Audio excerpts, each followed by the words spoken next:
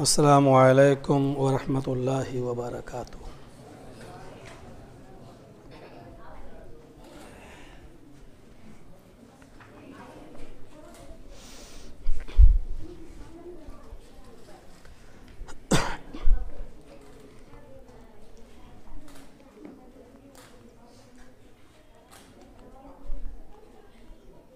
अल्हम्दुलिल्लाह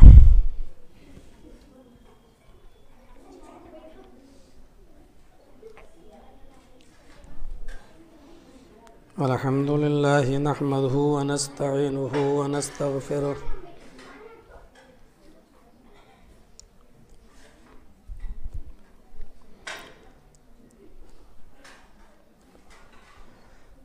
व नऊज़ु बिल्लाहि मिन शुरूरि अनफुसिना व मिन सय्यिआति अअमालिना।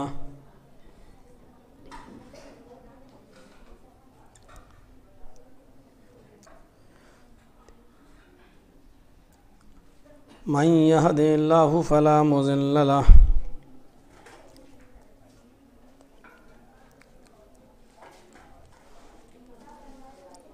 व मन युज़लिल्हु फला हादिय लहु।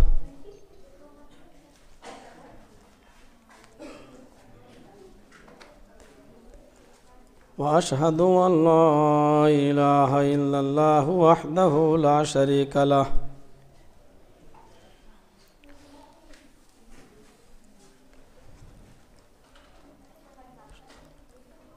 व अशहदु अन्न मुहम्मदन अब्दुहु व रसूलुहु।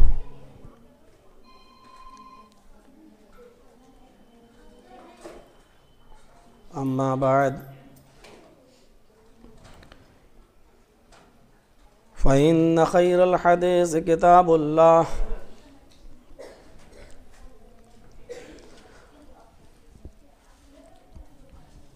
व खैरल हदी हदी मुहम्मदिन सल्लल्लाहु अलैहि वसल्लम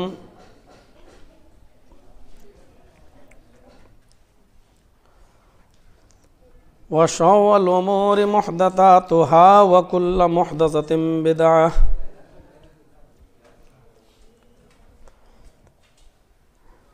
व कुल्लु बिदअतिन ज़लालह व कुल्लु ज़लालतिन फिन्नार।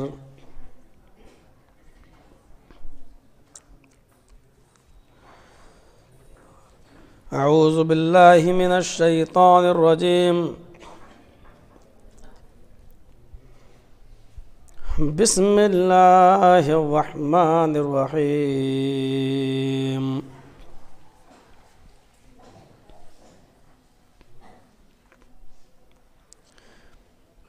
या अय्युहन्नासु इत्तक़ू रब्बकुम इन्न ज़ल्ज़लतस साअति शैउन अज़ीम यौम तरौनहा तज़हलु कुल्लु मुर्ज़िअतिन अम्मा अर्ज़अत व तज़अु कुल्लु ज़ाति हम्लिन हम्लहा व तरन्नास सुकारा वमा हुम बिसुकारा वलाकिन्न अज़ाबल्लाहि शदीद।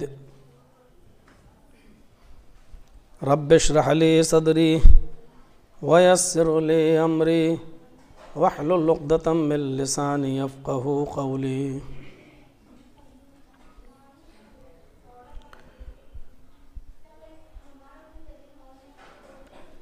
फ़ज़ीलतु शेख जुनैद मक्की हफ़िज़हुल्लाह जमीयत शुब्बानुल मुस्लिमीन के हम ज़िम्मेदार व अरकान मस्जिद रुक़ैया में क़ुर्ब जवार और अतराफ़ व अकनाफ़ से तशरीफ़ लाए हुए नहायत ही मुअज़्ज़ज़ सामईन और मस्जिद के बालाई हिस्से में तशरीफ़ फरमा इस्लामी ख़वातीन, प्यारी माँ और बहनों,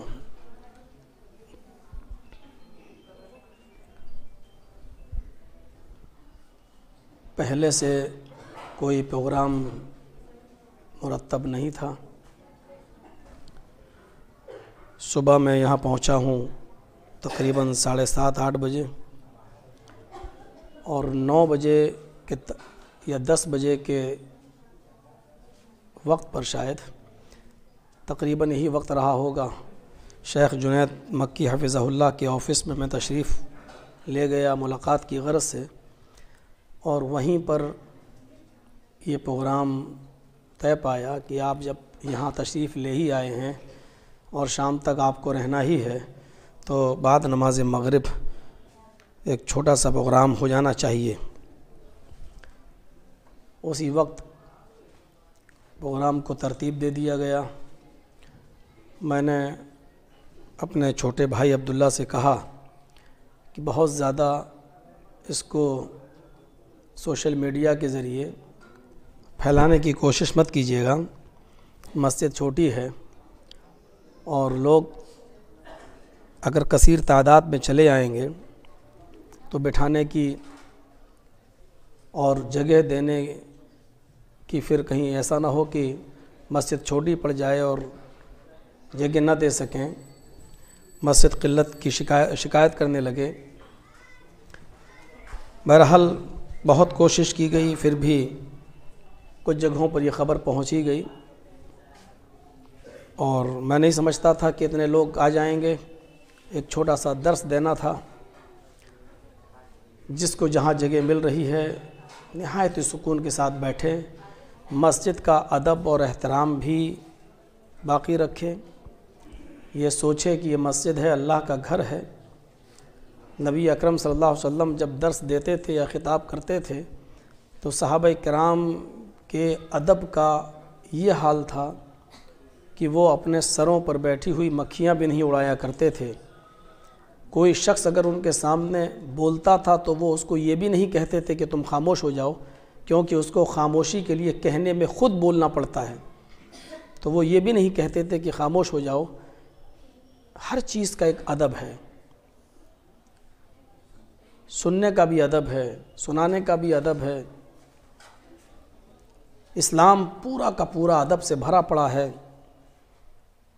हम उन आदाब का ख्याल रख लें तो पूरे इस्लामी तालीमात पर बहुत आसानी के साथ अमल हो जाएगा।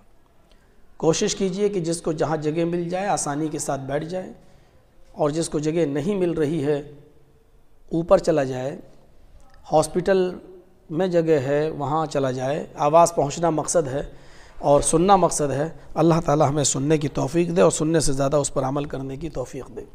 इसलिए पहले एक जहन बनाइएगा कि ये एक लंबी चौड़ी तकरीर नहीं हो रही है। ये भी एक जहन बना के रखिएगा कि ये बहुत लंबा चौड़ा कोई जलसा भी नहीं है।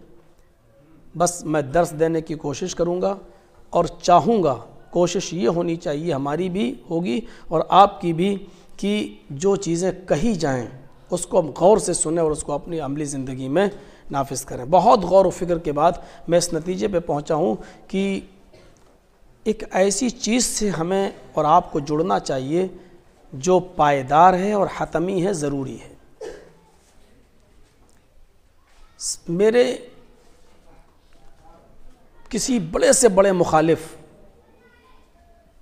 जो मेरी तकरीर सुनना भी गवारा नहीं करता हो, आप उससे भी अगर ये कहें कि आज की इस तकरीर में मौलाना जर्जी साहब ने मौत या फ़िक्र आखिरत के ताल्लुक़ से कुछ बातें कही हैं और उन्होंने ये कहा है कि जो आया है इस दुनिया में उसको एक दिन जाना ज़रूरी है, ज़रूर है, तो शायद मेरे बड़े से बड़ा मुखालिफ, मेरा बड़े से बड़ा दुश्मन भी इस बात का इकरार करेगा कि जो भी हो हमारे इख्तिलाफ़ात, लेकिन मौलाना जर्जी साहब की ये बात 100% सही है। जो भी इस दुनिया में आना है उसको एक दिन जाना है। ये वो चीज़ नहीं है कि हम कह कर निकल जाएं, ये यकीनी है। हमें और आपको सबसे ज़्यादा यकीन इस बात पर है भी, किसी भी मकतबे फ़िक्र या किसी भी मजहबी शख्स का इसमें कोई इख्तिलाफ नहीं है। सब जानते हैं जो आया है वो जाएगा। कुरान करीम ने उसके लिए जायका का लफ्ज़ इस्तेमाल किया। चखना है मौत का जायका। कुल्लु नफ्सिन ज़ाइक़तुल मौत, हर नफ्स को, हर इंसान को मौत का मज़ा चखना है।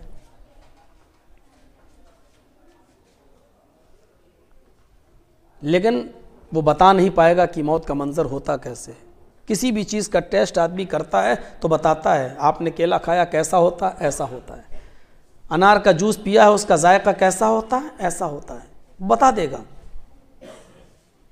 जायका तो मौत का भी चखना है, लेकिन जिसने मौत का जायका चखा वो आपको बता नहीं पाएगा कि मौत का जायका कैसा होता है। इब्न तैमिया रहमहुल्लाह ने लिखा है कि मलकुल मौत जब इंसान की रूह को निकालता है, कब्ज़ करता है, तो रूह सबसे पहले पैरों के तलवों से निकलना शुरू होती है। रूह सबसे पहले पैरों के तलवों से निकलती है। ये यहाँ से जब रूह निकलती है तो पिंडली पर आती है, पैर का नीचे का हिस्सा बेजान हो जाता है। उसके बाद रूह निकलते हुए टखनों से ऊपर आकर पिंडलियों पर चढ़ती है, पैर का नीचे का हिस्सा बेकार हो जाता है, बेजान हो जाता है। रूह पिंडलियों से निकलते हुए और चढ़ते हुए घुटनों पर आती है, नीचे का हिस्सा, घुटने के नीचे का हिस्सा बेजान हो जाता है। मलकुल मौत रूह को खींचता है, निकालता है, रूह रान पर आती है, रान से नीचे का हिस्सा बेकार हो जाता है, निकालता है, खींचता है, रूह कमर पे आके अटकती है, कमर से नीचे का हिस्सा बिल्कुल बेजान होता है, सीने पे चढ़ती है, सीने से हिस्से का नीचे का हिस्सा बेकार हो जाता है, काम नहीं करता, हलक पर आ जाती है, हलक से नीचे का हिस्सा बेजान हो जाता है, और फिर लास्ट में ये रूह नाक, आँख और कान के रास्ते से निकलती है। इंसान मरने वाला उस रूह को निकलते हुए देखता है, उसकी आंखें फटी की फटी रह जाती हैं, और जब रूह को कान और आंख के रास्ते से लेके फरिश्ता निकाल देता है तो पूरा जिस्म जब बेजान होता है तो इंसान की आंखें खुली की खुली रह जाती हैं। वो तो घर वाले उसको ढांक देते हैं, वो मलकुल मौत को, रूह को निकालते हुए देखता है। इब्न तैमिया जैसी शख्सियत इसको नकल कर रही हो, और हर इंसान के साथ ये मंजर होना है। हम और आप जिंदगी की जिस ट्रेन पर बैठे हुए हैं, उस ट्रेन की आखिरी मंजिल, आखिरी स्टॉपेज उसका कब्रिस्तान है। किसी की स्टेशन 2 दिन पहले आ जाती है और किसी की स्टेशन 2 दिन बाद आती है, लेकिन कब्र में जाने वाला शख्स एक मैसेज दे के जाता है। आप यकीन कीजिए, अभी चंद दिनों पहले की बात है, शायद 15 दिन भी नहीं हुए होंगे, 8 बजे शाम को मेरे साथ खिताब किया, मेरे प्रोग्राम में शिरकत की मौलाना इसरारुल हक कासमी, अब जो रहमतुल्लाह अलैह हो गए, अल्लाह उनको गरीक़ रहमत फरमाए। MP थे, मेंबर ऑफ पार्लियामेंट कांग्रेस के। रात में 8 बजे मेरे साथ एक जलसे में शिरकत की, तकरीर किए, 20 मिनट बोले, मुझसे इजाज़त भी ली कि मुझे एक प्रोग्राम में और शिरकत करनी है, आपका तो नंबर 1 बजे के बाद आएगा। मैंने कहा शुक्रिया। फिर सुना है मैंने रात के 12 बजे एक और प्रोग्राम उन्होंने अटेंड किया दूसरी जगह जहां जाना था, और उस प्रोग्राम को अटेंड करने के बाद किशनगंज में अपने सर्किट हाउस में ठहरे। रात के 2 बजे उनके सीने में दर्द हुआ। जब तक अपने बच्चे को फ़ोन करके सर्किट हाउस बुलाया और उनका लड़का लेकर बड़े हॉस्पिटल किशनगंज के पहुंचता है, डॉक्टरों ने जवाब दे दिया, इनकी रूह निकल चुकी है। 3 बजे फिर सर्किट हाउस में आते हैं। 4 बजे उनको उनके आबाई वतन, उनके गांव ले जाया जाता है। और दिन के 3 बजे दूसरे दिन उनकी मिट्टी होती। मैंने भी शिरकत की, उसी इलाके में था। 8-10 लाख की तकरीबन भीड़ भी रही होगी। 3-4 किलोमीटर तक पैदल चलना पड़ा। जब असरारुल हक कासमी साहब को दफनाया जा रहा था, मुझे एक मैसेज सुनाई दिया, खामोश मैसेज। मिट्टी दे दी गई, लेकिन वो 10 लाख के मजमे को एक खामोश मैसेज दे रहे थे। मैंने सर्किट हाउस को खैराबाद कह दिया। जिस पार्लियामेंट के अंदर मेरी तूती बोलती थी, मैंने उस पार्लियामेंट को भी खैराबाद कह दिया। मैंने अपने घर को भी खैराबाद कह दिया। जिस चारपाई पर मुझको लादकर कब्रिस्तान तक लाया गया, कब्रिस्तान पहुंचने के बाद मैंने उस चारपाई को भी खैराबाद कह दिया। मेरे भाई, मेरे भतीजे, मेरे बेटे, मेरी औलाद, मेरे नवासे, ये सब कब्रिस्तान तक आए। इन्होंने मुझे मिट्टी के अंदर दफन कर दिया। ये भी मुझे यहीं तक साथ लाए और यहाँ लाने के बाद मुझे यहाँ छोड़ दिया। मैंने इनको भी खैराबाद कह दिया। ये सारी चीज़ें मैंने अपने पीछे छोड़ दी हैं। अब मेरे साथ जो चीज़ बाकी रह गई है वो मेरी अमली ज़िंदगी है, जो मैं दुनिया में करके आया। अगर वो अल्लाह ने कबूल कर ली तो मेरी नमाजें मेरे साथ हैं, मेरे रोज़े मेरे साथ हैं, मेरा हज मेरे साथ है, मेरा उम्रा मेरे साथ है। मैंने जो बच्चों का और लड़कियों का जो मदरसा खोला है, यतीम बच्चों की जो हमने किफ़ालत की है, उस मदरसे को चलाने का सवाब मेरे साथ है। और इन सदक़ा जारिया के तौर पर जो चीज़ें मैं छोड़ के आया हूँ, बस वो चीज़ें मेरे साथ जा रही हैं। और सारे लोगों ने तो मेरा साथ छोड़ दिया। सर्किट हाउस अपनी जगह पर, पार्लियामेंट अपनी जगह पर, चारपाई अपनी जगह पर, मेरा घर अपनी जगह पर, मेरे बीवी बच्चे सब, मैंने सबको खैराबाद कह दिया। मेरे कोई काम नहीं आया। बस वही जो चीज़ मैं लेके आया हूँ, जो कब्र तक मेरे साथ है, वही मेरे काम की है। ये खामोश मैसेज था। सबकी ज़िंदगी कोई ना कोई मैसेज दे के जाती है। मिट्टी देते वक्त अगरचे उनकी ज़बान नहीं बोल रही है, लेकिन मैसेज वो दे रहे हैं। कितने साफ और वाज़े लफ्ज़ों में कहा अल्लाह ने, कुल्लु मन अलैहा फान। लफ्ज़ कुल पर गौर करो। इस कायनात के अंदर जो चीज़ भी तुम देख रहे हो फानी है। हर एक चीज़ फना होगी, और जो चीज़ बाकी, जो ज़ात बाकी रहेगी, उसका भी नाम ले लिया। व यबका वजहु रब्बिका ज़ुल जलाली वल इकराम। सिर्फ तेरे रब का चेहरा बाकी रहेगा। यहां जुज़ बोलकर कुल मुराद है, तेरे रब की ज़ात बाकी रहेगी, कोई बाकी नहीं। चांद अपनी जगह पे नहीं रहेगा, सूरज भी बेनूर हो जाएगा, उसकी रोशनी को भी लपेट लिया जाएगा, सितारे बेनूर हो जाएंगे, समंदरों में भी आग लगा दी जाएगी, जमीन पर भी बड़ी शिद्दत के साथ ज़लज़ला आएगा। इज़ा ज़ुल्ज़िलतिल अर्ज़ु ज़िलज़ालहा। सूरज की रोशनी को लपेट लिया जाएगा। इज़ा शम्सु कुव्विरत। सितारों को बेनूर कर दिया जाएगा। व इज़न नुजूमुन कदरत। गौर कीजिए, ये सारी चीजें अपने मकाम पर बाकी नहीं रहेंगी, सबको फना होना है। जो चीज बाकी रहेगी उसको शॉर्टकट में बयान कर दिया हुआ, यबका वजहु रब्बिका ज़ुल जलाली वल इकराम। बस तेरे रब का चेहरा। नजर डालिए, ये कोई वो मुलाकात नहीं है मोबाइल पे, हाँ हेलो फला साहब से मेरा सलाम कह देना, ठीक है कैसे हैं, खैरियत। ये इसको मुलाकात नहीं कहते हैं, इसको अलैक सलैक कहते हैं। मुलाकात वो होती है हम आपकी आंखों में आंखें डालें, आप हमारी आंखों में आंखें डालें, आप हमसे मुसाफा करें, हम आपसे मुसाफा करें।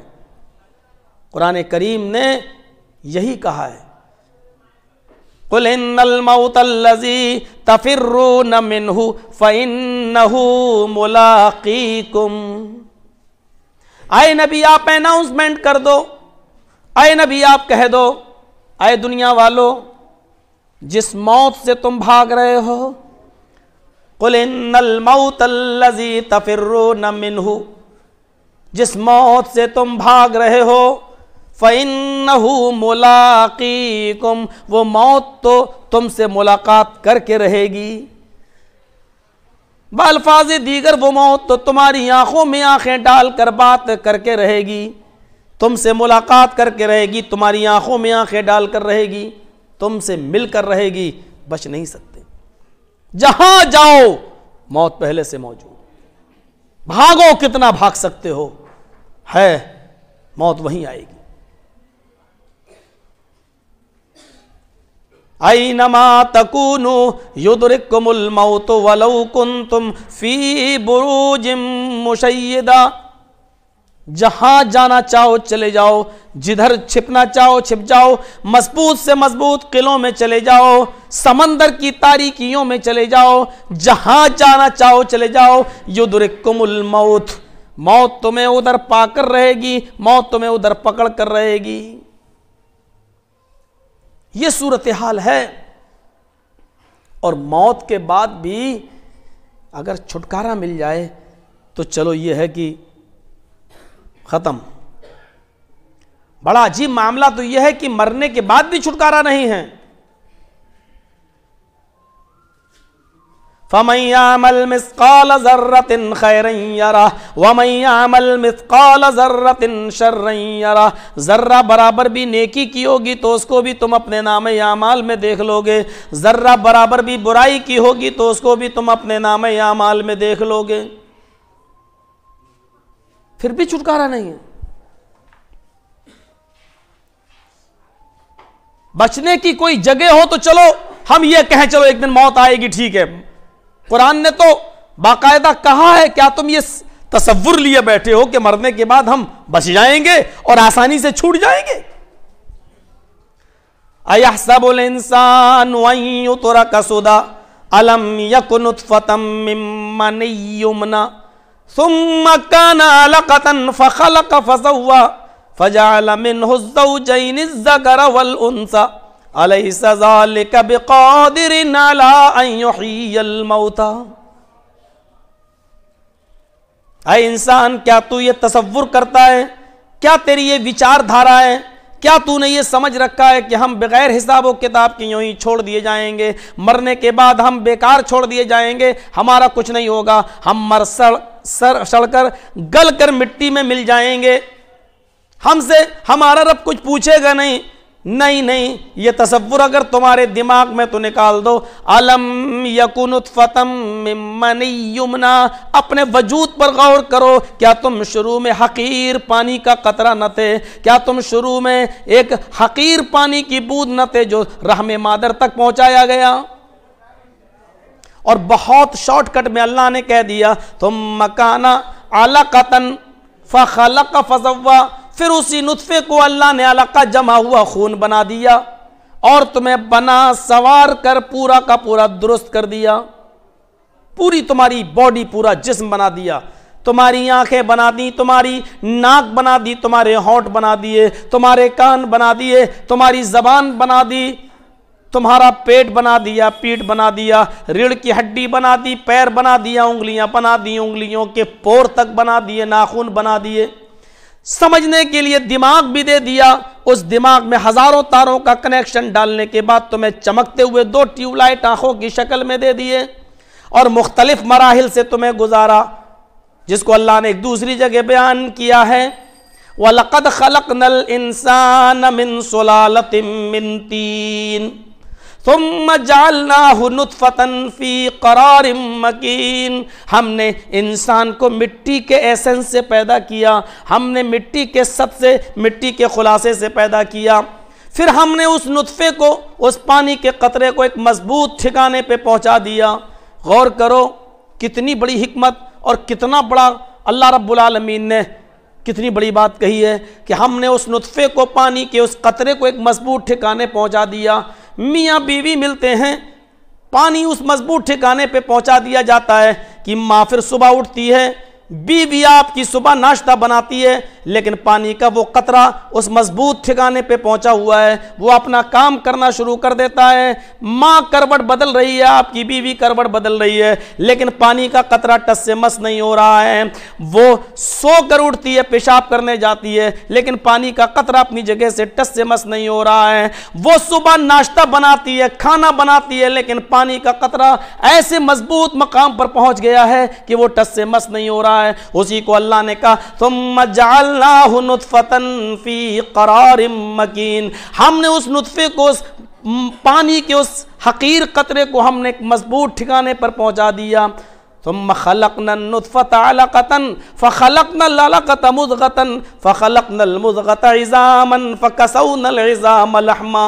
और आए इंसान, फिर अपने वजूद पर गौर कर, पानी के उस कतरे को हमने मजबूत ठिकाने पहुंचा दिया।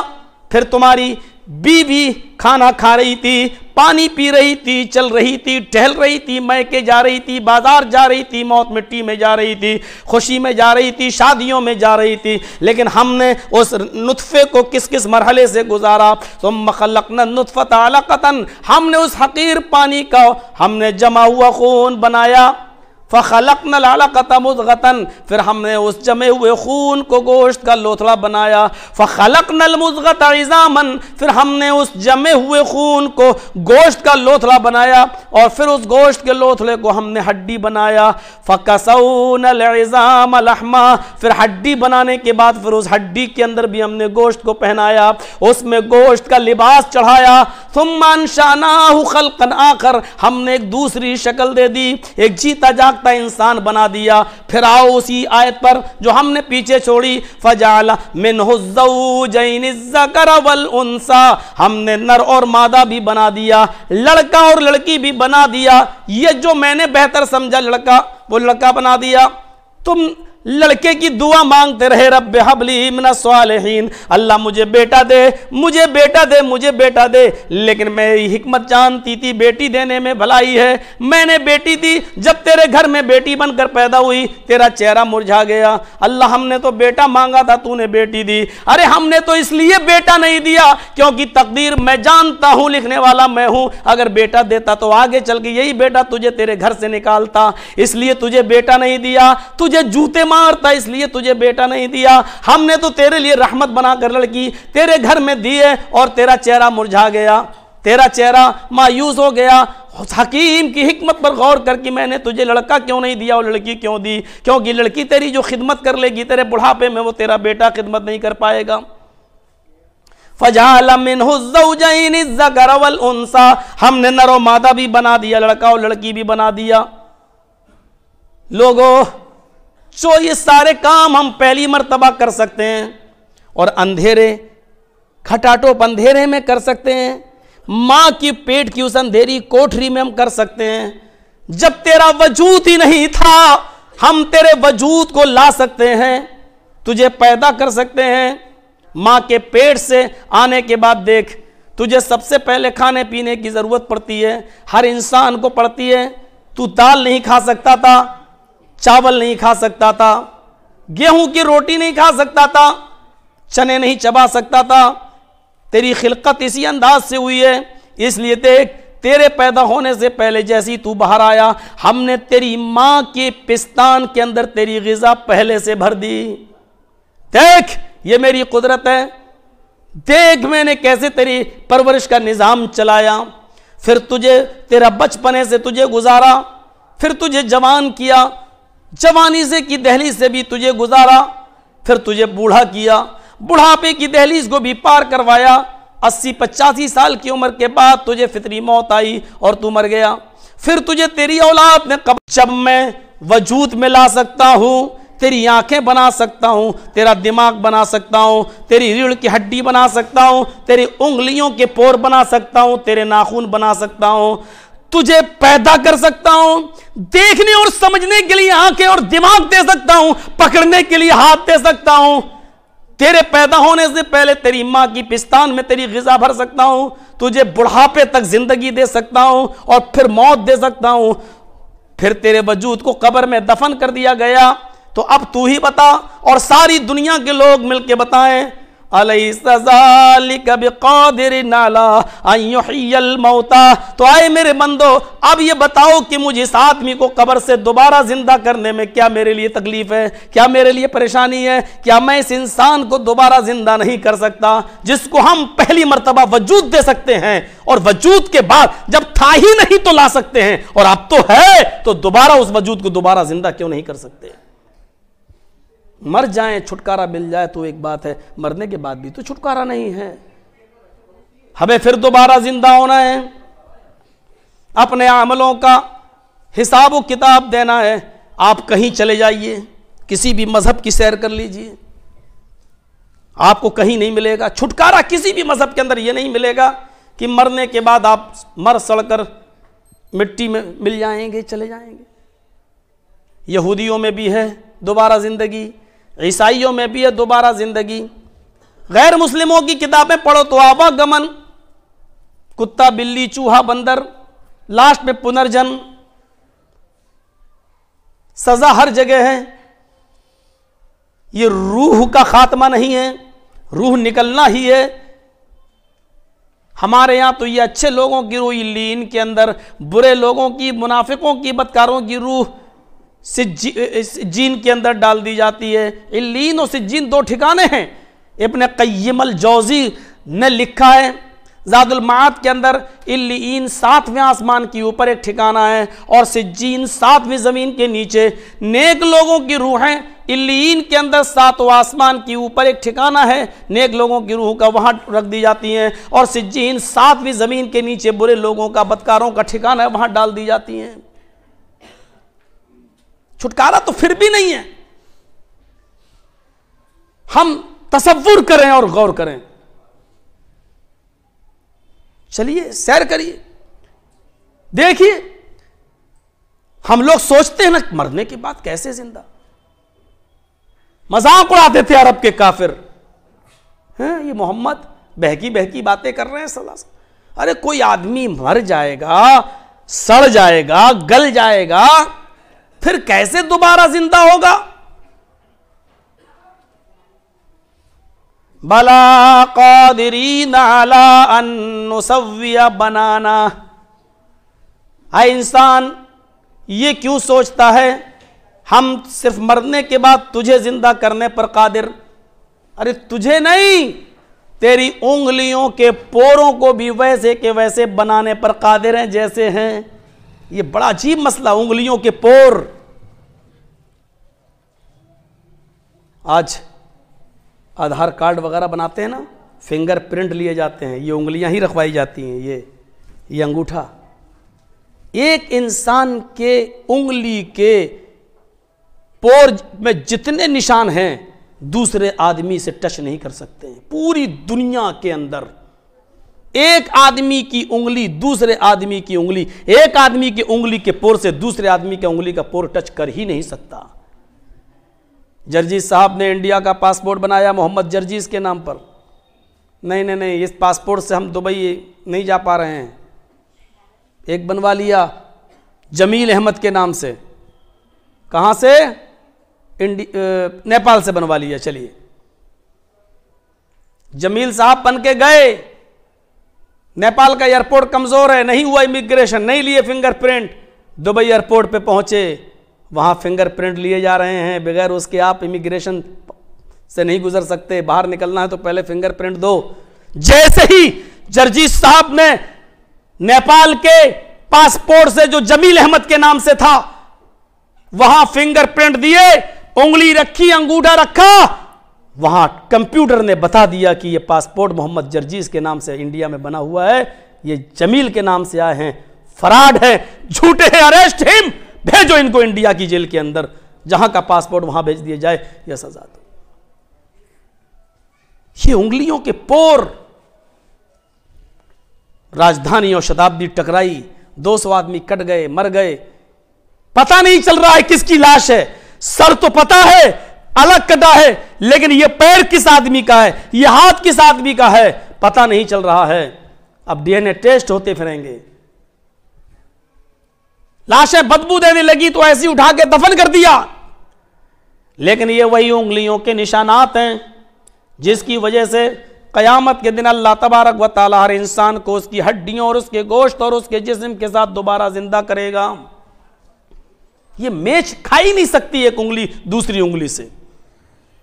ये फिंगरप्रिंट का जो लिए जा रहे हैं आज, ये इसी कुरान की देन है, यहीं से इन लोगों ने अखज़ किया है।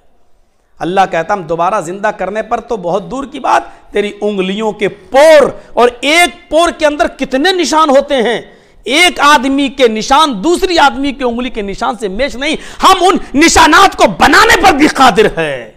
वैसे ही तसव्वुर करो, भाग राह फरार नहीं है, भागो। कहां भागोगे? कर लो अय्यारी और मक्कारी, कितना करना है? आए शराबियो शराब पी लो, कितना पीना है? जुआरियो जुआ खेल लो, कितना खेलना है? आए फजूल खर्ची करने वालों कर लो, कितना करना है? आए हराम खाने वालों कर लो, हराम कारोबार के बिजनेस कितने करना है? भागोगे कहां? मछली का शिकार करने वाला जब मछली का शिकार करता है, कांटे के अंदर जब ग़िज़ा लगाता है, गोश्त लगाता है, और उस कांटे को डोरी में उछाल कर जब दरिया में फेंकता है, मछली आती है और खाती है, कांटा उसके जबड़े में फंस जाता है।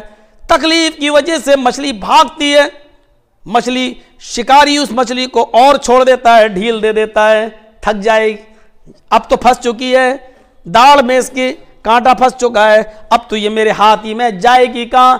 लेके भाग रही है। शिकारी ने और डोर को छोड़ रखा है, जाओ। मछली समझ रही है कि हमारी जान बच रही है, वो जहां रुकती है थक जाती है, जब थक कर चूर हो जाती है, शिकारी अब खींचता है डोर, और धीरे धीरे खींचने के बाद उस मछली को निकाल लेता है, क्योंकि जब डोर में फंस चुकी है, कांटे के अंदर उसका जबड़ा या उसका दांत फंस चुका, तो अब कहां जाएगी? डोर तो मेरे पास है, जब चाहेंगे तब खींच लेंगे। हाय पापियो, हाय शराबियो, जुआरियो, हाय गुनाह करने वालों, जितने भी गुनाह करना चाहो करो, मुझे जानते हो कि मैं तुम्हारे हर हरकत पर मेरी नजर है, इसके बावजूद तुम सारे गुनाह करते हो, कर लो और भागो गुनाह करके। कितने गुनाह कर सकते हो करो, कहां भाग कर जाओगे? जाओ, जहां जाओगे, जहां रुकोगे, रिमोट कंट्रोल तो मेरे ही हाथ में है, आना तो मेरे ही पास है। जाओगे कहां? आना तो मेरे ही पास है, तुम्हारा लौटना, तुम्हारा मरजा, तुम्हारा ठिकाना तो हमारे ही पास है, आओगे तो हमारे ही पास। भागो, कितना भाग सकते हो? हम लोग सोचते ना कैसे कैसे। हजरत उज़ैर अलैहिस्सलाम ने भी यही तो सवाल कर लिया था अल्लाह से, अय अल्लाह तू मरने के बाद इंसान को दोबारा कैसे जिंदा करेगा? औ कल्लज़ी मर्रा अला क़रियतिन वहिय ख़ावियतुन अला उरूशिहा। हजरत उज़ैर अपने गधे पर बैठकर, अपनी सवारी पर बैठकर जिस बस्ती से गुजर रहे थे, औंधे मुंह बस्ती पड़ी हुई थी, कोई इधर मरा पड़ा है, कोई बस्ती इधर बिखरी पड़ी। अल्लाह, ये बस्ती बर्बाद हो गई, दोबारा कैसे आबाद होगी? ये फला आदमी इधर मरा है, इधर मरा, इधर मरा है, ये आदमी दोबारा जिंदा कैसे? तू कहता है कि मरने के बाद इंसान को दोबारा जिंदा होना है, ये कैसे जिंदा होंगे? अन्ना युही हाज़िहिल्लाहु बादा मौतिहा। हजरत उज़ैर ने सवाल कर लिया, आय अल्लाह, इन मुर्दों को मरने के बाद तू दोबारा जिंदा कैसे करेगा? कैसे जिंदा होंगे ये? इतना कहना था हजरत उज़ैर का, अल्लाह ने क्या किया? फ़अमातहुल्लाहु मियताम। हजरत उज़ैर को ही मौत दे दी, और वो भी 1 दिन 2 दिन के लिए नहीं, 1 साल 2 साल के लिए नहीं, 100 साल तक के लिए मौत दे दी। 100 साल तक उज़ैर गायब रहे, इस दुनिया में नहीं रहे, मौत दे दी। अल्लाह ने पर्दा वर्दे का लफ्ज इस्तेमाल नहीं किया, डायरेक्ट कहा फ़अमातहुल्लाहु मियताम, हमने मौत दे दी, मार दिया उज़ैर को, मियताम 100 साल के लिए। और 100 साल के मौत के बाद फिर क्या कहा? थुम्मा बासा, फिर हमने उठाया, बेदार किया, उड़ गए। हजरत उज़ैर उठे, अल्लाह ने कहा उज़ैर जी, कम लबिस्ता, कितने दिन दुनिया में ठहरे? नींद आई, सोए, गायब रहे, बेहोश रहे? हाँ हाँ हाँ, कितने दिन? कम लबिस्ता, क्या टाइम था, कितने दिन ठहरे? हजरत उज़ैर को जब अल्लाह ने मारा था तो सुबह का वक्त था, और जब 100 साल के बाद उठाया तो सूरज गुरूब हो रहा था। तो वो ये समझे कि सुबह से सोया, शाम को उठ गया। तो उन्होंने जवाब क्या दिया? काल लबिस्तु यौमन औ बाद यौम, आय अल्लाह एक दिन या उससे कुछ कम। इल्मे गैब, इल्मे गैब, इल्मे गैब। हजरत उज़ैर 100 साल तक गायब रहे, 100 साल के लिए मौत दे दी, और 100 साल के लिए जब अल्लाह ने उनको मौत दी, और लोग कहते हैं कि नबियों को मौत आती ही नहीं है, जब मौत आती नहीं तो उनको बताना चाहिए था ना कि अल्लाह 100 साल तक, जब जिंदा ही थे मौत आती रही तो कहना चाहिए था 100 साल तक। अल्लाह ने पूछा कम लबिस्ता, कितने दिन तक? कल लबिस्तु यौमन औ बाद यौम, आय अल्लाह एक दिन या उससे कुछ कम, यानी एक दिन भी पूरा नहीं बता रहे हैं, एक दिन या उससे कुछ कम। औ बाद यौम काल लबिस्त मियत आम, उज़ैर तुम्हारा जवाब गलत है, मियत आम, पूरे 100 साल के बाद उठाया। हाँ यार 100 साल हो गए, बस्ती बदल गई, सिक्का बदल गया, नोट करेंसी बदल गई, हालत, जमाना 100 साल में कितनी तरक्की कर गया। हाँ, जानना चाहते थे ना कि मरने के बाद अल्लाह इंसान को कैसे जिंदा करेगा? जी, फंजुर इला तामिका व शराबिका लम यतसन्ना, आए उज़ैर ये मैं बाद में बताऊंगा कि इंसान को मरने के बाद कैसे जिंदा करूंगा। तुम जब 100 साल पहले जिस गधे पर बैठकर सफर कर रहे थे, तुम्हारे पास खाना था, टिफिन में खाना था, रोटी थी, सालन था, गोश्त था, कुछ था। हाँ, फंजुर इला तामिका व शराबिका, अपने खाने की तरफ देखो, अपने पी पानी की तरफ देखो जो तुम लेकर निकले थे, तुम्हारा खाना भी नहीं सड़ा, तुम्हारा पानी भी खराब नहीं हुआ, वो जू का तू है। डिब्बा देख रहे, टिफिन अपना उठा, ताजा है। 100 साल पुराना खाना जब अल्लाह उसकी हिफाजत कर सकता है, जब खाने को सड़ने और गलने से महफूज कर सकता है, तो इंसान को दोबारा जिंदा क्यों नहीं कर सकता? और अभी यूरोप कंट्री के अंदर खुदाई हो रही, यूरोप कंट्री के अंदर 8-10 साल पुरानी बात बता रहा हूं, यूरोप कंट्री के अंदर खुदाई हुई, उनको एक कमरा मिला। कितनी कद्दावर कौम थी वो, पहाड़ों को काट काट के रास्ता बनाती थी। जब शराब पी जाने लगी और खिंजीर का गोश्त खाया जाने लगा, और वो अपने नबियों की तालीमात को फरामोश कर गई वो कौम, तो अल्लाह ने पूरे के पूरे पहाड़ों समेत उस बस्ती पर अजाब मुसल्लत कर दिया। पहाड़ के पहाड़ पलट दिए, उन पहाड़ों को काट कर ये कौम रास्ता बना रही थी। कटे हुए पहाड़ को जब काट काट के रास्ता बनाया तो एक कमरा मिला, टेबल की पत्थर की बनी हुई एक मेज मिली, डिस्कवरी चैनल पर दिखाया गया। एक मेज मिली पत्थर की बनी हुई, और पत्थर की बनी हुई इस मेज पर बॉयल अंडा मिला, नान मिली, रोटी मोटी वाली तंदूर की आग में सेककर बनाई जाने वाली, और शराब भी मिली। इसका मतलब यह कौम शराब की बड़ी दिलदादा हो गई थी। 4000 साल पुराना वाकया, अजाब आया अल्लाह का इस बस्ती पर 4000 साल पहले। बस्ती पर पहाड़ उड़ दिए, उसकी खुदाई चल रही है अभी भी। उस बस्ती के अंदर 8 या 10 साल पहले ये सारी चीजें मिली, और वो खाना, वो अंडा सड़ा नहीं है, गला नहीं है, रोटी सड़ी और गली नहीं है। जब 4000 और 5000 साल पुराना खाना, अंडा, जू का तू, और ये बहुत ज्यादा चर्चे का बायस बना रहा, हमारे ईमान में और इजाफा हो गया। लोग ताज्जुब कर रहे हैं कि 4000-5000 साल पुराना अंडा, जू का तू कैसे है, ये रोटी सड़ी क्यों नहीं है? मेरे प्यारे साथियों, हमारे ईमान में और इजाफा ये हो गया कि अल्लाह ताला ने जो ये कहा था कि अपने खाने और पानी की तरफ देखो, वो सड़ा नहीं है। लोग 100 साल के खाने पर ताज्जुब कर रहे थे, अल्लाह ने तो 4000 साल पुराना दिखा दिया। इबरत हासिल करो, इबरत। तुम कुरान के 100 साल पर ऑब्जेक्शन कर रहे हो और ये 4000 और 5000 साल पुराना खाना मान रहे हो कि अंडा जू का तू है।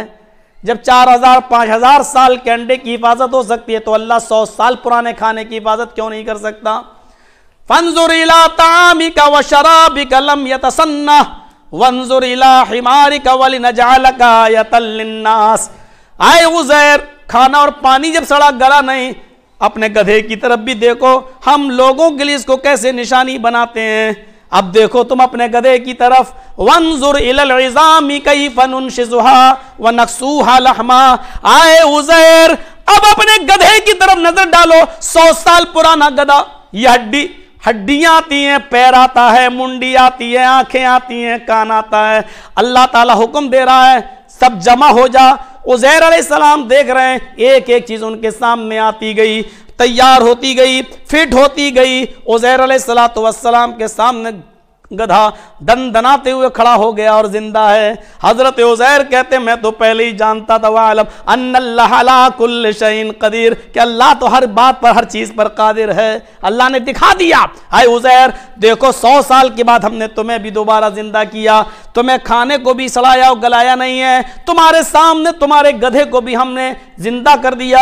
इसी तरीके से हम हर हुक्म देंगे, फला आदमी की बॉडी इधर इकट्ठी हो जा, जिंदा हो जा, वो अपनी कब्र से जिंदा हो जाएगा। मेरे लिए तो इतना कहना है कि जिंदा हो जा, वो हो जाएगा। हमें थोड़ी मेहनत करना पड़ेगी, ढूंढें कहां खो गई क्या है। हमारे लिए तो ये हमारे इल्म में है, ये उंगली कहां गई, इस आदमी का पैर कहां गया, सड़ाओ गला भी है तो कहां है। हमारे इल्म से तो कोई चीज छिपी हुई नहीं है, हमें तो सिर्फ इतना कहना है कि जिंदा हो जा और हो जाएगी। फिर अल्लाह ने हजरत इब्राहीम अलैहिस्सलातु वस्सलाम के एक वाक़े की तरफ हमारी तवज्जो मबजूल कराई कि लोगों, हमारे एक बंदे थे इब्राहीम, हमारे एक नबी थे इब्राहीम, उन्होंने भी ऐसे ही कह दिया, रब्बे अरिनी कैफ़ा तुहिल मौता, हाय अल्लाह तू हमें दिखा कि तू मुर्दों को कैसे जिंदा करेगा। देखिए अल्लाह से कह रहे हैं, रब्बे अरिनी कैफ़ा तुहिल मौता, हाय अल्लाह मुझे दिखा कि तू मुर्दों को कैसे जिंदा करेगा। तब अल्लाह ने इब्राहीम से सवाल भी कर लिया, अवलम तुमिन, आए इब्राहिम क्या तुम्हारा ईमान नहीं है मुझ पर? आए इब्राहिम क्या यकीन नहीं करते हो? क्या मैं मुर्दों को जिंदा करने पर कादिर हूं? क्या तुम्हें यकीन नहीं? क़ाला बला वलाकिन लियत्मइन्न क़ल्बी, आए अल्लाह यकीन क्यों नहीं है, वो तो है, लेकिन इत्मीनान क़ल्ब हो जाएगा, दिल को सुकून हो जाएगा, लोगों को बताने में आसानी हो जाएगी। अल्लाह ने कहा अच्छा तो सुनो, फ़ख़ुज़ अर्बअतम मिनत तैर, 4 परिंदे लो अलग अलग वैरायटी के, एक ये तो दूसरा ये तो दूसरा तीसरा ये तो चौथा ये, 4 परिंदे लो अलग अलग। फ़सुरहुन्ना इलैक, और उनको हिला लो, मानूस कर लो। सर्कस में देखा होगा ना, सर्कस के जानवरों को पहले कैसे हिला लिया जाता है, उठो तो उठता है, बैठ जाता है। एक बंदर भी जो नचाता है वो भी देखते हो कैसे उसको सिखा देता है, ससुराल कैसे जाओगे, वो भी चल के दिखाता है। हाँ इब्राहिम, इन परिंदों को खिलाओ, पिलाओ, पालो, पोसो, हिला लो, और इतना हिला लो कि तुम्हारी आवाज सुनने लगे, समझने लगे। इतना हिला लिया इब्राहिम ने, परिंदे जहां भी उड़ के जाते इब्राहिम कहते आ जाते, इधर बैठ इब्राहिम की आवाज सुनी आ जाते, इतना हिला लिया। अब क्या करो, जब परिंदे तुमसे मानूस हो जाएं फिर काट दो, ज़िबा कर दो, खल्त मल्त कर दो, हड्डी एक परिंदे की दूसरी चारों की गुडमुड कर दो, हड्डियां बोटियां सब। सुम्मा जअल अला कुल्लि जबल मिनहुन्ना जुज़आ, फिर हर एक पहाड़ के ऊपर थोड़ा थोड़ा रखाओ, 2 बोटी इधर, 1 बोटी इधर, 4 बोटी इधर, 2 बोटी इधर। 4 परिंदे लिए, चारों को फैला लिया, चारों को काट दिया, चारों की हड्डियों को गोश्त को मिला लिया, गुडमुड कर दिया। सुम्मा जअल अला कुल्लि जबल मिनहुन्ना जुज़आ, फिर हर एक जुज को थोड़ा थोड़ा इधर उधर रख दो, थोड़ा इधर थोड़ा इधर थोड़ा इधर। अब जाओ अपने घर की छत पर। चले गए। आए इब्राहिम, आवाज दो अपने परिंदों को, आवाज दो। तुम दुहुन्ना यातीन कसैया।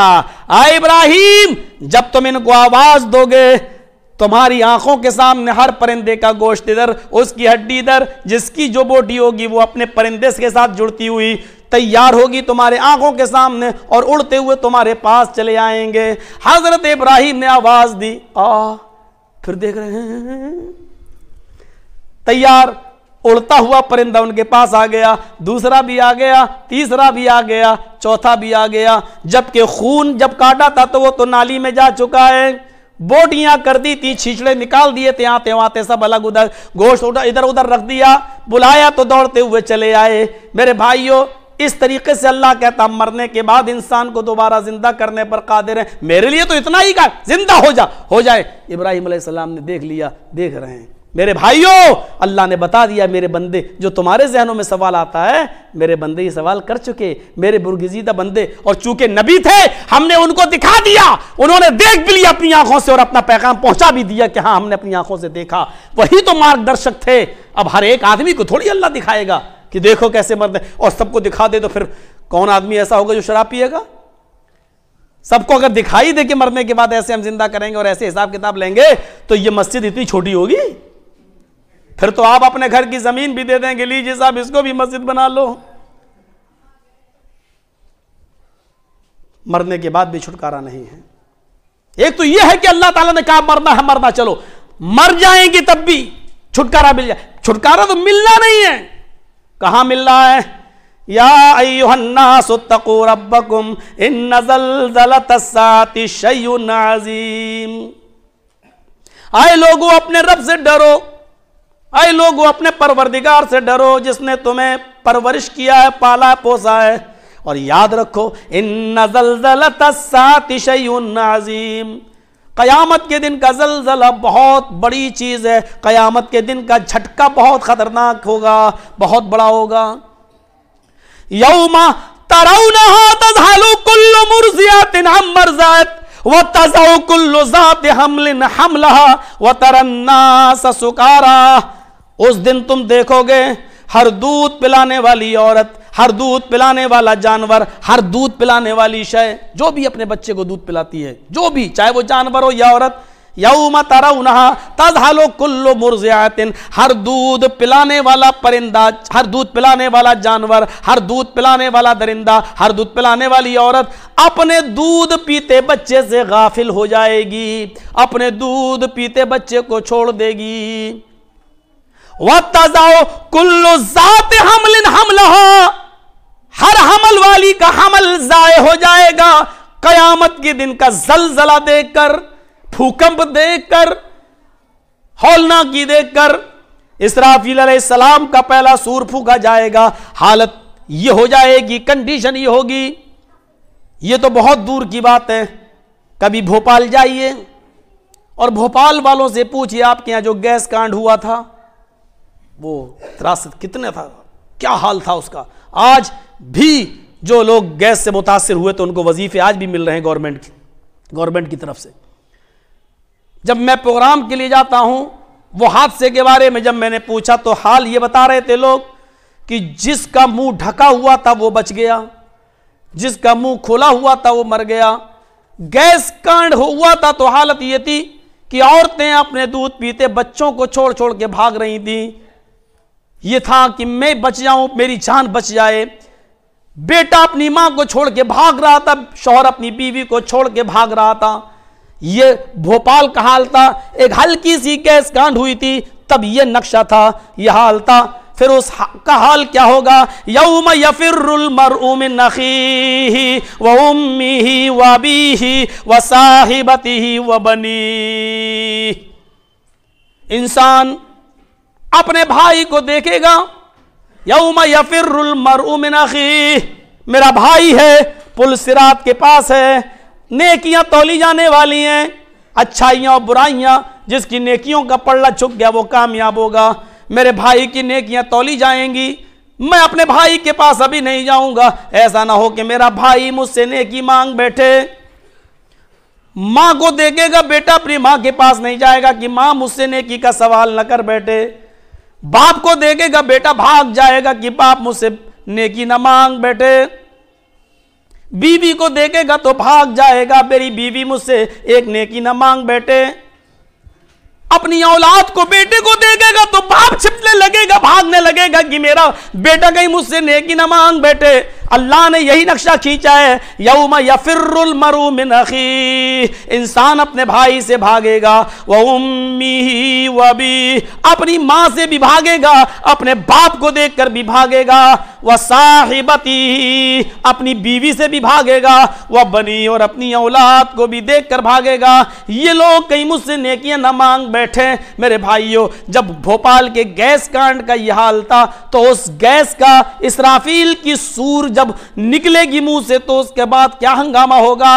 इज़ा ज़ुलज़िलतिल अर्ज़ु ज़िलज़ालहा, जब जमीन अपने पूरे जोरों शोर के साथ हिला डाली जाएगी। सिर्फ जुलजिला ही नहीं कहा है, मफूल मुतलक की शक्ल में एक ताकीद पैदा कर दी गई। इज़ा ज़ुलज़िलतिल अर्ज़ु ज़िलज़ालहा, जमीन पूरे जोरों शोर के साथ हिला डाली जाएगी।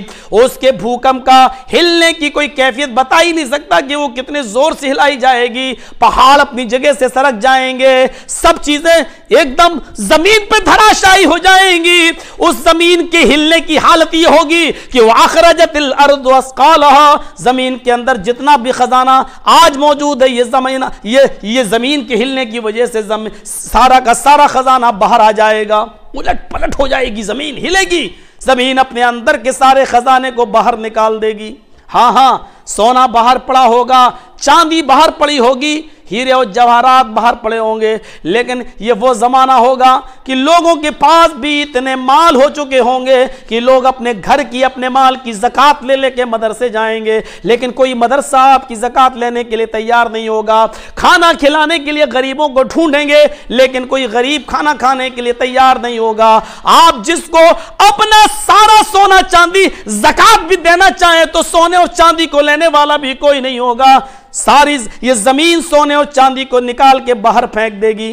इस हाल को देखकर, जमीन की इस कंडीशन को देखकर इंसान की जबान से बेतहाशा निकलेगा, वक़ालल इंसानु मा लहा, इस जमीन को क्या हो गया। इतना ही नहीं, ये जमीन एक एक इंसान के कारनामे को बयान करना भी शुरू कर देगी। यौमइज़िन तुहद्दिसु अख़बारहा, ये जमीन एक एक आदमी के कारनामे को बयान करने लगेगी। आय अल्लाह, इसने शराब का अड्डा खुलवाया था। आय अल्लाह, मेरी छाती पर इसने जुए का अड्डा खुलवाया था। आय अल्लाह, इसने मेरे सीने पे खड़े होकर ये पाप का अड्डा खुलवाया था। जमीन एक एक आदमी के कारनामों को बयान कर देगी। यौमइज़िन यस्दुरुन्नासु अश्तातल लियरौ अमालहुम, लोगों के अमाल नामे उनके सामने पेश कर दिए जाएंगे। लो पढ़ो, दाहिने हाथ में भी बाएं हाथ में भी, लो पढ़ो और देख लो। फमन यअमल मिस्काल ज़र्रतिन खैरन यरा, जर्रा बराबर भी अगर आपने नेकी की होगी, किसी के साथ भलाई की होगी, आपके नामे अमाल में वो चीज मौजूद होगी। जर्रा बराबर अगर बुराई किसी के साथ की होगी तो वो भी आपके नामे अमाल में मौजूद होगी। कोई चीज छिपी हुई नहीं होगी। मेरे प्यारे साथियों, तसव्वुर करो, ये उस मंजर से भी हमें निपटना है। मंजर ही अजीब व गरीब होगा। युहशरुन नासु हुफातन उरातन गुरला, युहशरुन नासु यौमल क़यामती हुफातन उरातन गुरला, मैदान महशर लगा होगा, लोग अपनी अपनी कब्रों से उठेंगे। हुफातन, पैरों में चप्पल नहीं होगी, नंगे पैर, उरातन, नंगे जिस्म, बरहना होंगे बिल्कुल, गुरलन, सब के सब बगैर खतने के निकलेंगे। जैसे मां के पेट से बच्चा बगैर खतने के पैदा होता है, अपनी अपनी कब्र से जब इंसान को उठाया जाएगा तो बगैर खतने के होंगे। हजरत आयशा ये मंजर सुनकर कहने लगी, अय अल्लाह के नबी, क्या मर्द अलग होंगे, औरतें अलग होंगी? आपने फरमाया नहीं, अर्रिजालु वन्निसाउ जमीअन, आयशा, औरतें भी एक मैदान में होंगी। हजरत आयशा सिद्दीका सवाल करती हैं, फयंजुरु बाज़ुहुम इला बाज़, आय अल्लाह के नबी, क्या लोग एक दूसरे को देखेंगे? आपने फरमाया, हाँ आयशा, मर्द औरतों की तरफ नजरें डालेंगे, औरतें मर्दों की तरफ भी देखेंगी, मर्द औरतों को देखेंगे, औरतें मर्दों को देखेंगी। हजरत आयशा की चीख निकली, अय अल्लाह के नबी, तब तो औरतें मारे शर्म के मर जाएंगी जब मर्द उनकी तरफ नजरें उठाकर देखेंगे।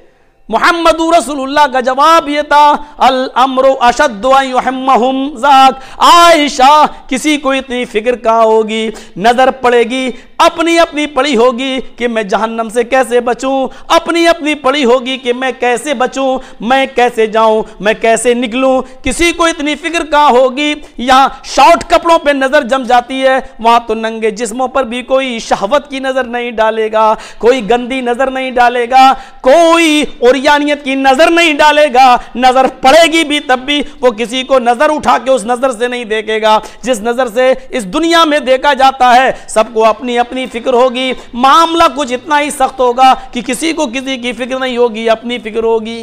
अपनी फिक्र, मैं कैसे बचूं, मेरी निजात कैसे हो, मैं कैसे निकलूं और मैं कैसे बचूं। मेरे भाइयों, इस मंजर की तरफ जरा नजर डालिए, सोचिए, मौत आ रही है, मरने के बाद दोबारा जिंदगी भी मिल रही है, दोबारा जिंदगी मिलते ही कयामत शुरू हो रही है, मैदान महशर लगा हुआ है, हिसाब व किताब की तैयारी होना शुरू हो गई है। वहां पर ये सारे मामले हैं, सारे मामले हैं। और यहां अल्लाह के नबी का फरमान है, लोगों सुन लो, लोगों सुन लो, ला तज़ालु क़दम अब्दिन यौमल क़ियामति हत्ता युसअल अन अर्बअ व फ़ी रिवायतिन अन ख़म्स। लोगों, अजान तो हो रही है तो बस थोड़ा सा, लोगों उस वक्त तक तुम अपना कदम हिला नहीं सकते जब तक कि तुम 4 या 5 सवाल का जवाब न दे दो। कदम अपनी जगह पर है, मैदान महशर है, अपनी जगह पर कदम रखा हुआ है, हिला नहीं सकते। ला तज़ालु क़दम अब्दिन यौमल क़ियामा। दोनों कदमों में से कोई कदम कोई हिला नहीं सकता। क्या कहा? वो 4 सवाल। नजरें जमाओ और देखो, अन उम्रिही फीमा अफना। यहां जितने लोग बैठे हैं, 1 साल से लेके जिनकी उम्र 75-80 साल तक पहुंच गई है, इस हदीस के पहले टुकड़े पर वो लोग नजर डालें। अन उम्रिही फीमा अफना। पूरी उम्र के बारे में अल्लाह एक अलग सवाल करेगा, मैंने जो उम्र दी कहां गंवाई। और बिहार में जब मैंने ये तकरीर की तो बिहार के बुड्ढे हुक्का बहुत पीते हैं, बंगाल के लोग भी। तो मैंने कहा कि ये बुड्ढे जो बैठे हैं ना, ये बेचारे जवाब देंगे हुक्का पीने में। सोचे हम और आप सब तैयारी करें, ये सवाल पर्चा आउट हो गया, अल्लाह ने कह दिया हम ये सवाल करेंगे, जवाब की तैयारी कर लो। ये पहला इम्तिहान है जहां पर्चा पहले बता दिया गया। अब उस पर्चे की भी हम तैयारी ना कर पाए। देख रहे हो कितना हो गया मामला, लीक हो गए, पर्चे लीक हो गए, इम्तिहान एग्जाम कैंसिल कर दिया गया, बाद में होगा, पर्चे लीक। अल्लाह ने पर्चा लीक कर दिया, अल्लाह के नबी को बता दिया हम ये सवाल करेंगे, और इस लीक पर्चे के बाद भी ये नहीं कहा कि हम कैंसिल कर रहे हैं। दूसरा ना, तैयारी कर लो, चलो। और पर्चा हमें मालूम है ये सवाल होगा और फिर भी तैयारी नहीं कर रहे हैं। अन उम्रिही फीमा अफना। उम्र पूरी बताओ कहां गंवाई। और फिर उम्र के एक मखसूस हिस्से का एक अलग से सवाल होगा। वान शबाबिही फीमा अबला। अपनी जवानी कहां गुजारी, ये अलग से सवाल होगा। और जवानी में दोनों जवानी शामिल है, नौजवानी और जवानी। इब्ने तैमिया ने जवानी के 4 या 5 दर्जे कायम किए हैं। 1 साल से लेकर 14 साल तक बचपना, 15 से लेकर 24 तक नौजवानी, और 25 से लेकर 39 तक जवानी, और 40 से लेकर 55 तक अधेड़ उम्र, 54 तक, और 55 से लेकर आगे जितना भी आदमी जाए बुढ़ापा। 1 से लेके 70-80 साल जितना जिंदा रहा, पूरी जिंदगी का एक अलग से सवाल। और 15 से लेके 40 तक जवानी और नौजवानी, ये एक अलग सवाल। ये 15 से लेके 40 साल तक के यहां जितने भी लोग बैठे वो अपनी तैयारी क्या कर रहे हैं, क्या सब जवाब, क्या खूब जवाब देना व्हाट्सएप चलाने में, फेसबुक चलाने में, मैसेंजर चलाने में, ब्लैकमेल करने में, अपना अपना जवाब है सब देना। वन शबाबी फी माबला, 15 से लेके 40 साल तक की जिंदगी का एक अलग से सवाल करूंगा कि इसको तुमने कहां गंवाया।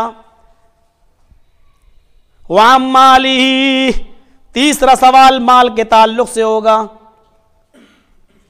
तीसरा यह होगा मिन ऐन इक्तसबा, कमाया कहां से, जहां से आजा वहां रख लो, ये नहीं, पहले तो ये बताओ कमाया कहां से, तीसरा सवाल।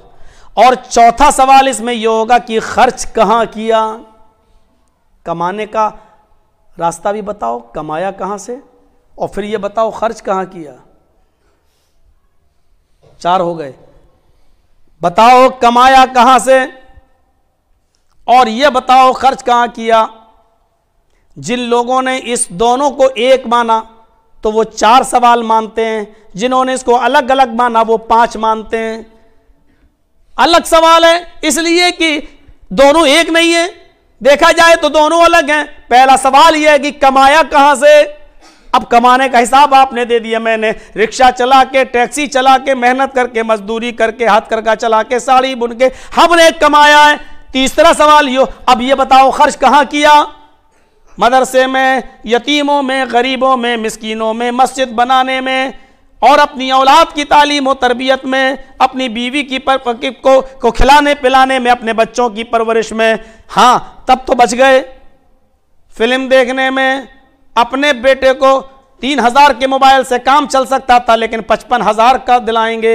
1 लाख का एप्पल का सेट दिलाने में, इसमें उसमें 5,000 रुपए में शादी हो सकती थी, लेकिन धूमधाम से 400-500 बारातियों को लाके बफर सिस्टम, खड़े होके खाना खिलाने का, वो सब काम भी हम करेंगे और शादी को इतना मुश्किल बना देंगे कि जिनाकारी आसान हो जाएगी, लेकिन शादी करना आसान नहीं। ये सारे जवाब दिए मेरे भाइयों, पैसा कहां खर्च किया है, ये सब, ये भी जवाब दिया जाएगा और ये भी दिया जाएगा। और वहां तो जो होगा, इंसान झूठ बोलने की कोशिश करेगा ही नहीं। अगर जबान से बोलना भी चाहेगा तो अल्लाह जबान में ताला लगा देगा।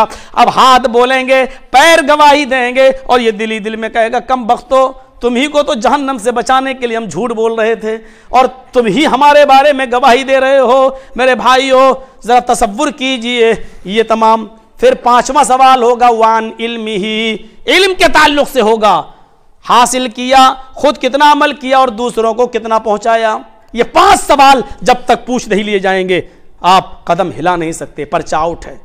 यूता भी जहन्नम यौमइज़िल्लहा सबऊन अल्फ ज़माम। मुस्लिम शरीफ के अल्फाज गौर करो, एक एक लफ्ज पर गौर करो। अल्लाह के नबी फरमाते हैं कयामत का दिन होगा और जहन्नम को खींच कर लाया जाएगा, जहन्नम को खींच कर लाया जाएगा।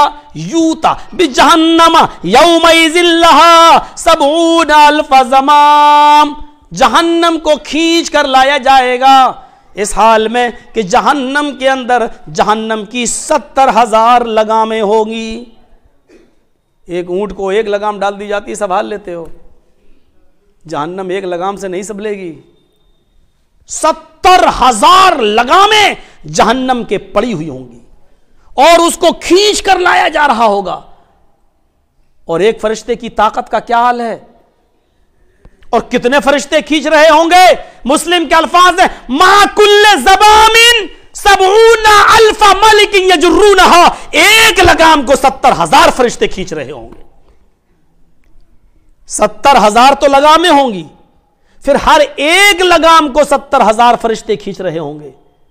और ये किसी लैला मजनू की किताब की में लिखा हुआ नहीं है कि XYZ किसी मुल्ला मौलवी ने लिखा हुआ हो कि साहब फरीद साहब की किताब में है, साहब करीम साहब की किताब में है और असलम साहब की किताब में नहीं। ये मुस्लिम शरीफ के अल्फाज, खींच कर लाया जाएगा और 70,000 लगामें होंगी और उन 70,000 लगामों में भी एक लगाम को 70,000 फरिश्ते खींच रहे होंगे एक लगाम को, जबकि एक फरिश्ते की ताकत का हाल कितना है आप अंदाजा नहीं लगा सकते। और फिर उसको 70,000 फरिश्ते एक लगाम को खींच रहेंगे, तो 70,000 फरिश्ते, 70,000 लगामों को कितने फरिश्ते, हमारे तो शायद कैलकुलेटर में गिनती ना हो। जोड़ लीजिएगा आप, मैथ आप पढ़ते हैं, हम लोग तो मुल्लागिरी पड़े हुए हैं। सोचो एक लगाम को 70,000 फरिश्ते खींच रहे होंगे, तो 70,000 लगामों को कितने, क्या अंदाज बताया अल्लाह के रसूल ने, क्या अंदाज। और उसके बाद का इन्ना हवाना हलिन्नार अज़ाबन लरजुलन युज़अ फी अख़मस क़दमैहि जमरतान। क़यामत के दिन सबसे हल्का अज़ाब, दुनिया में जिसने सबसे कम गुनाह किए होंगे, जिसने सबसे कम गुनाह किए होंगे और उसको सब कुछ करने के बाद, हिसाब व किताब के बाद, सिफारिश नसीब न होने के बाद अगर जहन्नम डाल दी गई, जहन्नम में फेंक दिया गया, जहन्नम के अंदर दाखिल कर दिया गया, तो सबसे हल्का अज़ाब इस आदमी को होगा जिसने दुनिया में सबसे कम गुनाह किए होंगे। इन्ना अहवना अहलिन्नारी अज़ाबन लरजुलन युज़अ फी अख़मस क़दमैहि जमरतान। तो सबसे हल्का अज़ाब क्या होगा कि इसके पैरों के तलवे के नीचे 2 आग के अंगारे रख दिए जाएंगे, आग के 2 अंगारे, बस ये एक अंगारा, ये एक अंगारा, ये जमरा। यग़ली मिन्हुमा दिमागुहु, इन दोनों अंगारों की वजह से उसके दिमाग हांडी की तरह खौल रहा होगा, खड़ा होगा उन दोनों अंगारों पर और दिमाग हांडी की तरह खौल रहा होगा। यारा सोच रहा होगा, 2 अंगारों की वजह से सोच रहा होगा कि इस पूरी जहन्नम में हमसे ज्यादा सख्त अजाब किसी को नहीं दिया जा रहा है, हालांकि ये सबसे हल्के अजाब वाला होगा, ये सबसे हल्के अजाब वाला होगा। लेकिन तसव्वुर इसका ये होगा कि मुझसे ज्यादा सख्त अजाब किसी को नहीं हो रहा है इस जहन्नम के अंदर। मेरे प्यारे साथियों, अल्लाह के रसूल ने सच कहा, अल्लाह भी फरमाता है इन्ना अंज़रनाकुम अज़ाबन करीबा, हमने तुमको करीब के अजाब से डरा दिया है। अब ये तुम्हारा काम है, हमने तो दोनों रास्ते बता दिए, ये सही है ये गलत है। अब तुम चाहो तो मेरे शुक्रगुजार बंदे बन जाओ या मेरे नाशुक्रगुजार बंदे बनो। तकूनु शम्सु यौमल क़ियामति कमिक़दारि मील, क़यामत के दिन ये सूरज जो तुम देख रहे हो ये सिर्फ 1 मील के फासले पर होगा। हजरत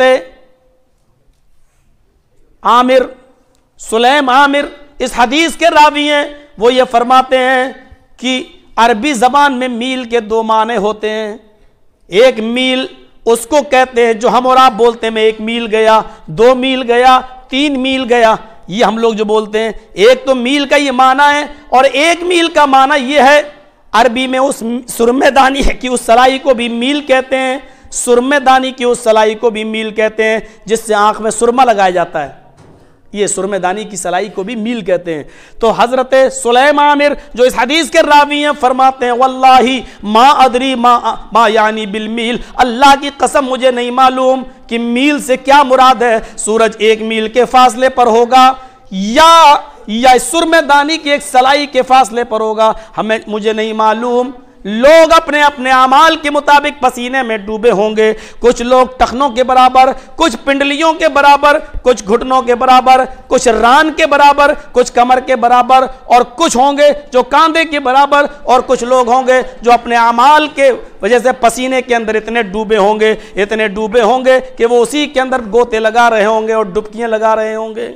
तो फिक्र आखिरत का ये तसव्वुर हम और आप अपने जहन के अंदर रखें। तो मेरे प्यारे साथियों, मैंने जहन्नम का एक हल्का सा नक्शा और फिक्र आखिरत पर एक हल्की सी छोटी सी तकरीर आपके सामने पेश की है, और मैंने पहले ही कहा था कि ये बहुत लंबा चौड़ा खिताब नहीं है और ना ये लंबी चौड़ी तकरीर है। फिर कभी कोई प्रोग्राम रखा जाएगा तो उसमें आपसे खिताब किया जाएगा। अल्लाह ताला से हम दुआ करते हैं कि बारे इलाह हमें मौत से पहले हमें तैयारी करने की तौफीक अता फरमा, मरने के बाद के लिए हमें तैयारी करने की तौफीक अता फरमा, और हिसाब व किताब के अंदर हमें साबित कदम रहने की तौफीक अता फरमा। फिक्र आखिरत हमारे अंदर पैदा फरमा दे और खौफ खुदा और खशियत हमारे दिल के अंदर पैदा फरमा दे। जब तक तू हमें जिंदा रख इस्लाम पे रखना, और जब हमारा खात्मा हो तो ईमान पर हमारा खात्मा फरमाना। वमा अलैना इल्लल बलागुल मुबीन व आखिरु दावाना अनिल हम्दुलिल्लाहि रब्बिल आलमीन। अस्सलामु अलैकुम व रहमतुल्लाहि व बरकातुहू।